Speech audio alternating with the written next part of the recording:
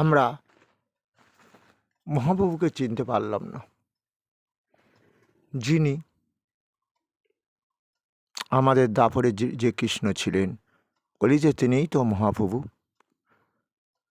কলির জীবের চেতনা থাকবে না, দেহ দিয়ে এত পাপ করবে, তাই তিনি চৈতন্য নাম নিয়ে আমাদের কাছে এলেন। সন্ন্যাসী হওয়ার পর তার নাম হয়ে গেল প্রভু শ্রীকৃষ্ণ চৈতন্য। যিনি নিমাই নাম ছিল, গোড়ার চাঁদ ছিল, তখন বাড়িতে টোল খুলে নবদ্বীপবাসীকে অনেক অনেক জ্ঞানের কথা বলেছিলেন, কেউ তাকে মানছে না।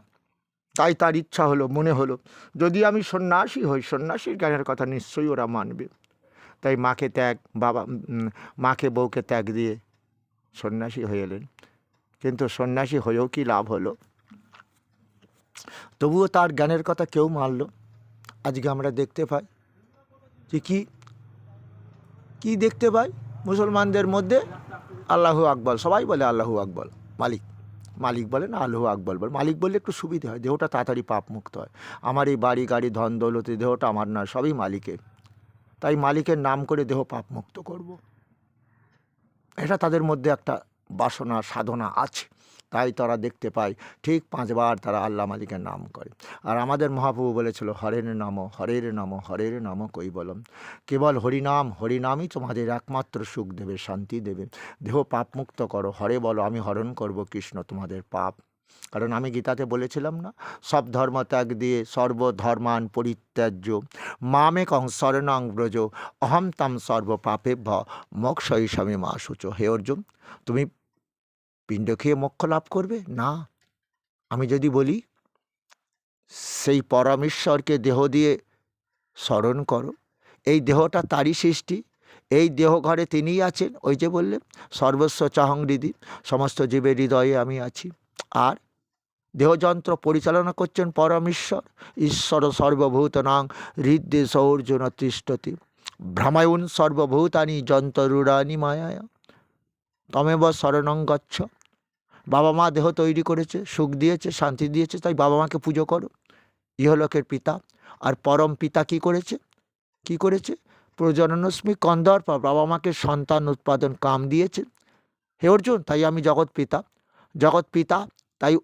তাই বলেছিল প্রহ্লাদ যে পিতা স্বর্গ, পিতা ধর্ম, পিতা হি পরমং তপ, পিতরিমা প্রিয়ন্ত সর্বদেবতা। বাবা 33 কোটি দেবতা বাবা সত্য, কিন্তু আমি তোমাকে পুজো করি, মাকেও পুজো করি।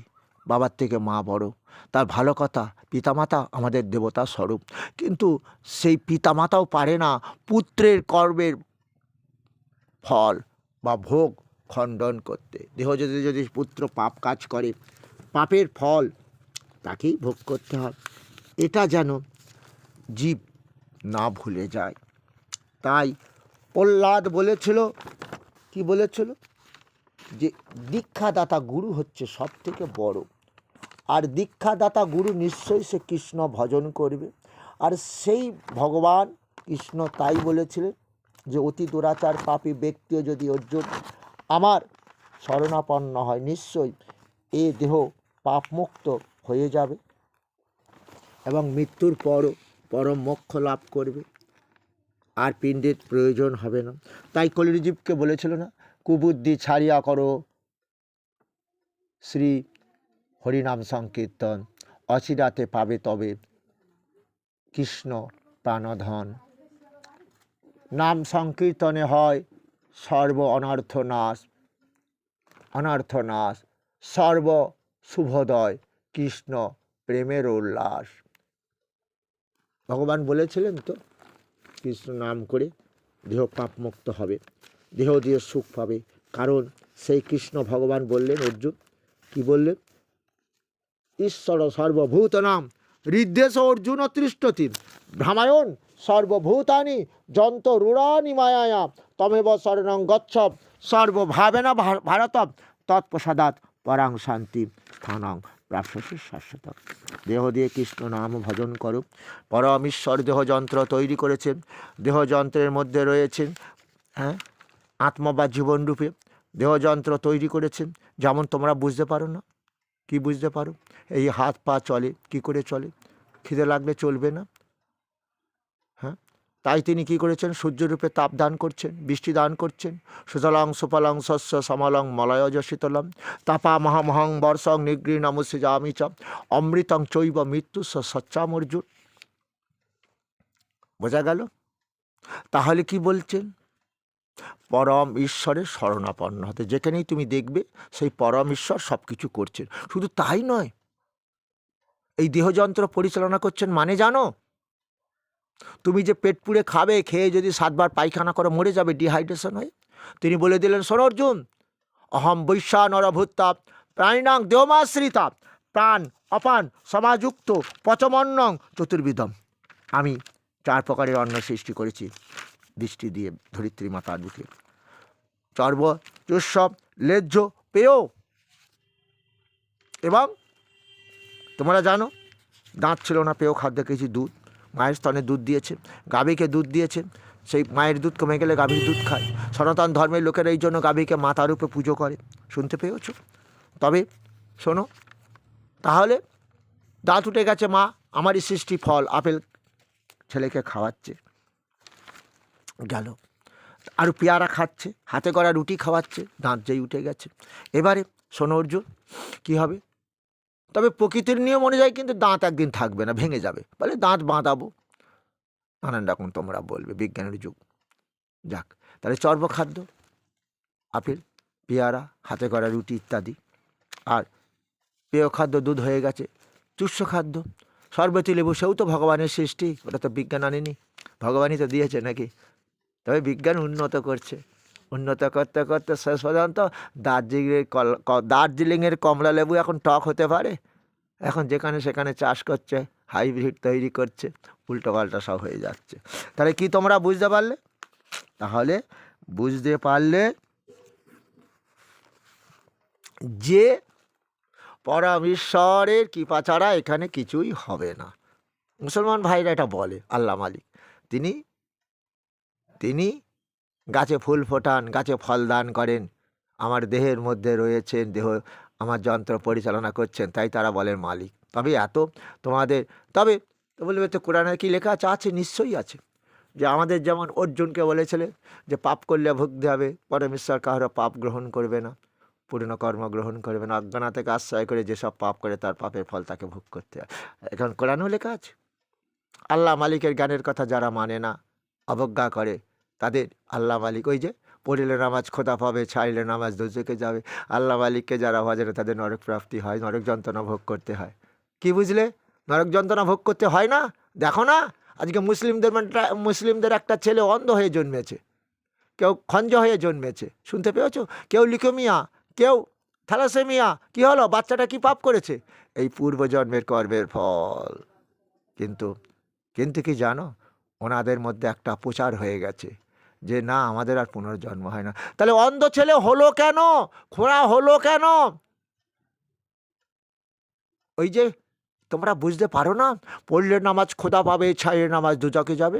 যারা অহংকার করে খোদা আল্লাহ মালিককে মানে না, তারই কৃপাতে দেহ তৈরি হয়, তাহারই কৃপাতে দেহ সুখ ভোগ করে, তারই কৃপাতে গাছে ফল ফুল হয়, সূর্য আলো দেয়, চন্দ্র আলো দেয়, তারই কৃপাতো। তাই তো তিনি দেহের মালিক আমার, তাকে দেহ দিয়ে ভজন করব, দেহের মধ্যে পাপ ঢুকতে দেব না, কাম ক্রোধ লোভ এগুলো ঢুকতে দেব না। দেহ সুস্থ থাকবো, এটা তো সবাই চায়। তাই তারা 5 ওয়াক্ত আল্লাহ মালিকের নাম করে দেহ পাপ মুক্ত করে। সেখানে তো বুঝতে পেরেছ? হরে কৃষ্ণ। তুমি কি করলে? তুমি বললে তোমার মৃত্যুর পর তোমার ছেলে তোমার পাপ মুক্ত করার জন্য আজ হরিনাম গাইছে, গীতা পাঠ করছে, দেহ পাপ মুক্ত করবে তো। যেটা মহাপুরে চলো, হরের নাম হরের নাম হরের নাম কই বললাম, কলৌ নাচতে বা গতির নাতা। এদিকে ভগবান বললেন, কি বললেন? অর্জুন, না দত্তে কসচিৎ পাপং না চৈবা সুকৃতিং বিভু অজ্ঞানে না আবৃতং জ্ঞানং তেন মুহ্যন্তি জন্তব। পরম ঈশ্বর কাহারও পাপ গ্রহণ করবে না, পুণ্যকর্ম গ্রহণ করবে না। অজ্ঞানে থেকে আশ্রয় করে যে যার পাপ করবে, পাপের ফল তাকে ভোগ করতে হবে। পাপের ফল কে ভোগ করবে? বাবা অসুস্থ হয়ে গেলে শরীর, ডাক্তার দেখাবে না? খিদে লাগলে মা কি তাকে খেতে দেবে না?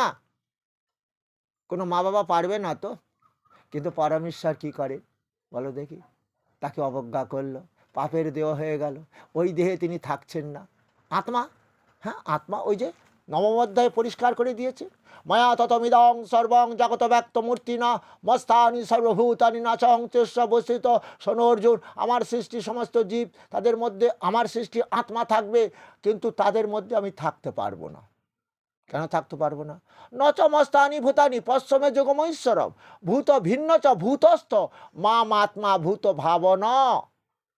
ওরা আমাকে চাইছে না, অর্থার্থী ভক্ত, পাপ করেছে দেহ দিয়ে, রোগমুক্ত হওয়ার জন্য ভক্ত, তবু আমার ভক্ত। অর্থাৎ ওই যে অর্জুনকে বলল চতুর্বিদা ভজন্তে মাং জনা সুকৃত ন অর্জুন আর্ত জিজ্ঞাসুর থার্থী জ্ঞানী চ ভরতস্বব। সুকৃতশালী 4 শ্রেণীর ভক্ত আমার ভজনা করে। অর্জুন বলছে ভক্ত ভাগ করে ফেললে, হ্যাঁ ও আমার ভক্ত নয়, রোগে শোগে। ওই যে আর ফ্যাট হয়ে গেছে, ফ্যাটি অর্থাৎ কোলেস্ট্রল বেড়ে গেছে, মাছ খাওয়া হবে না, মাংস খাওয়া হবে না, সুগার বেড়ে যাচ্ছে, কি বলে ওই মাটির তলার জিনিস খাওয়া হবে না, কি বলবে যে মিষ্টি ফিষ্টি খাওয়া হবে না। হরে কৃষ্ণ। ঠাকুর এমন রোগ দিলে আর্তভক্ত দেখেছ, ঠাকুর বলে যে মানত না, যে বলেছিল কি বলেছিল, অসত্তমা প্রতিষ্ঠাংতে জগদাহুরা নিঃসরব অপরস্পর সম্ভতাং কিমন্নত কাম হইতে কাম। জগৎ পিতা হতে পারে না কৃষ্ণ, নারী পুরুষের সেক্স বা কাম থেকে জগৎ সৃষ্টি হয়েছে। যখন সন্তানটা চলে গেল, নারী পুরুষের সেক্স কাম থেকে জগৎ সৃষ্টি হয়েছে, ঈশ্বরবিহীন জগৎ। ঠাকুর বললো আমার কিছু করার নেই। যেমন ধৃতরাষ্ট্র বলেছিল পুত্র স্নেহে অন্ধ হয়ে, যখন ভগবান এলেন শান্তির দূত হয়ে, কানে শুনেছিলেন দুর্যোধন 5 ভাইটিকে 5টি গ্রাম ভিক্ষা দাও। দুর্যোধন ধৃতরাষ্ট্র শুনেও শুনতে পেল না, যে কারণ তিনি ভারতবর্ষের রাজা, তার উপরে একজন রাজা আছে, দণ্ড দময়াতস্মি অর্জুন, আমি রাজার রাজা কৃষ্ণ, দণ্ড দময়াতস্মি। কুরুক্ষেত্রে যুদ্ধ কেন করছি? ধৃতরাষ্ট্রকে শিক্ষা দেবো, জগৎকে শিক্ষা দেবো, আদর্শ রাজা হও, যে দিয়ে পূজা তোমার সন্তানের মতো। নিজের ভাইয়ের পুত্রদের ন্যায্য ভাগ থেকে ন্যায্য অধিকার থেকে সরিয়ে দিয়েছে তার পুত্র দুর্যোধন, তবুও কৃষ্ণ এসেছে 5 ভাইকে 5টি গ্রাম ভিক্ষা চাইতে, মানল না, জগৎকে শিক্ষা দিয়ে গেল। তাই ধৃতরাষ্ট্র বলেছিল কৃষ্ণ আমি তোমাকে অপমান করেছি, তোমার জ্ঞানের কথা মানিনি। গান্ধারী তুমি কৃষ্ণকে অভিশাপ দিও না, কারণ আমাদের পাপের ফল আমাদের ভোগ করতে হবে। শুনতে পেয়েছ? কি বুঝতে পারলে? তাই শোনো, তাই বলছে, শোনো প্রহ্লাদে তাই বলছে, দেহ দিয়ে পাপ করলে তাকে ভুগতে হয়। পিতামাতা কি সন্তানের পাপ খণ্ডন করতে পারে? পারে সেই কৃষ্ণ। হ্যাঁ, কে বলো? তাই তো বলল শোনো পিতাসার কথা কই তব স্থলে, সকলের মধ্যে গুরু বন্দিও পিতা। পিতা হইতে শতগুণে মাতা সুপূজিতা, মাতা হইতে শতগুণে কি মাতা গুণে, হ্যাঁ মাতা হতে শতগুণে মন্ত্রদাতা গুরু। জ্ঞানদাতা তুল্য গুরু ত্রিজগতে নাই। গর্ভদাত্রী স্তনদাত্রী স্ন কর্তি মাতা, অন্নদাতা স্নেহকর্তা জন্মদাতা পিতা। কিন্তু সেই পিতারও নাহি ক্ষমতা এমন, পুত্রের কর্মের ভোগ করিতে খণ্ডন। এই কারণে সমূলে করিতে ছেদন, সদ্গুরু করিবে শিষ্যে বেদেরও বচন। বাবা মা পারবে দুরাগ্য ব্যাধি ভালো করতে, ভালো ভালো ডাক্তার দেখাতে পারবে, কিন্তু বাঁচাবার মালিক তো হরিগুরু। বাবা আমি ভুল বলেছি? তুমি হরিগুরু আশ্রয় করো। ও কলের জীব, শুনতে পাচ্ছ কি? হ্যাঁ, কী ভুল শুনতে পেয়েছ? শুনতে পারো নি? যে বাবা মাকে ওই জন্যই তো সেই হরিগুরুর আশ্রয় নিতে হবে, সন্তানকে দীক্ষা দিতে হবে, তাকেও তো সেই হরিগুরুর মন্ত্র দিয়ে তাকে ভজাতে হবে দেহ দিয়ে। এটাই তো মহাপ্রভু বলেছিল, 10 মিলি সন্ধ্যাবেলায় দাঁড়িতে বসিয়া মাগো, এই যে সন্ধ্যে দাও তো তোমরা, ওটা বেটা ছেলে দেয় না, ওই সময়ও অন্তত একটু হাততালি দিয়ে হরিনাম গাও, ও তাহলেও তোমাদের সন্তান শুনছে, দীর্ঘ আয়ু লাভ করবে। গর্ভের সন্তানটাও তো শুনছে না? ওই যে অর্জুন পুত্র অভিমন্যুর অকাল মৃত্যু হলো কেন? সুভদ্রাকে বলেছিল যে সুভদ্রা চক্রব্যূহের মধ্যে প্রবেশ করার মন্ত্রটা শোনো।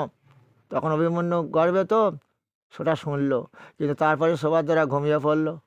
অভিমন্যু শুনতে পারল না চক্রব্যূহ থেকে বার হবার, তাই তো তার চক্রভয়ের মধ্যে প্রবেশ করেছিল, কিন্তু বার হওয়ার মন্ত্র জানে না।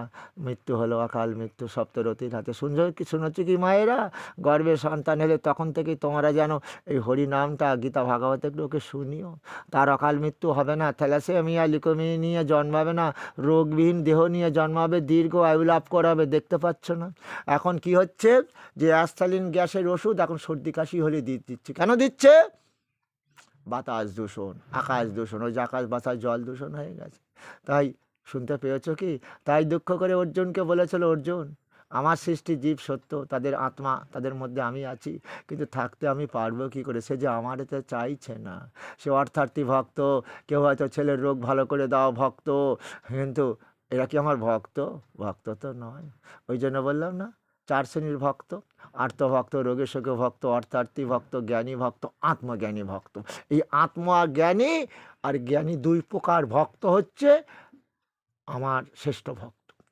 এই নিজে থেকে যতদিন চেতনা আসবে, পাশের বাড়ি মারা গেছে, তাই মা বলছে আমার খোকা তো গীতা পাঠ দেবে, হরিনাম দেবে, তখন তো আমি মরা কানে শুনতে পাবো। আমার ছেলে তো পুড়িয়ে দিয়েছে, তাহলে মরা মা কি আর শুনতে পায় হরিনাম গীতা? তাই আজকে থেকে আমি একটু গীতা পড়বো, হরিনাম গাইবো। আত্মজ্ঞানী ভক্ত। নিজে থেকে যতদিন না জ্ঞান হয়, ততদিন হয় না। যতই ভিডিও আমি ছাড়ি যে তোমরা যত দেবদেবী পূজা করো, হরিনাম করো, গীতা পাঠ করো, যেন ভুলেও না।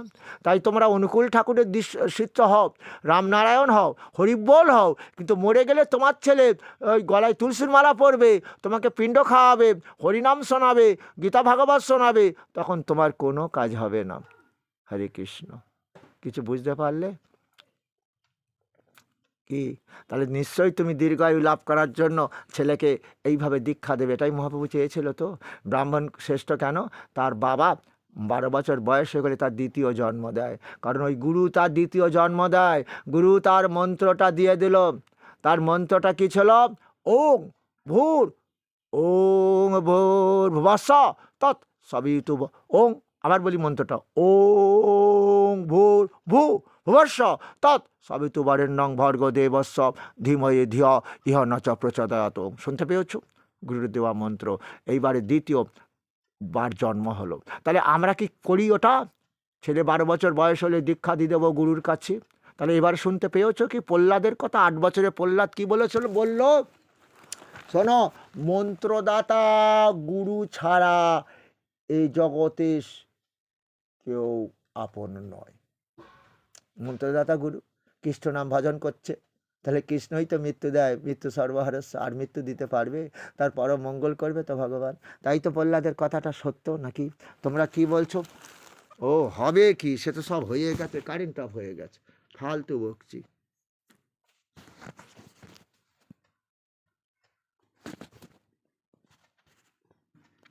হচ্ছে ভিডিও, যাক তাও ভালো। তাহলে মন্ত্রদাতা গুরু হচ্ছে আমার শ্রেষ্ঠ, সেই মন্ত্রদাতা গুরু আমার মহাপ্রভু। তাই শুনে নাও, তোমরা কি করবে জানো? তোমরা কি করবে বলো তো? তোমরা সেই গুরু কারো, এটাই ভগবান বলেছে, গুরু আশ্রয় করো। গুরু আশ্রয় করে জ্ঞানের কথা জেনে নাও, তাকে সেবা করো, সুস্থ করো। কলিযুগের মহামন্ত্র হরিনাম গাও, এটাই তোমার পারের করি। হরে কৃষ্ণ হরে কৃষ্ণ কৃষ্ণ কৃষ্ণ হরে হরে, হরে রাম রাম রাম রাম হরে হরে।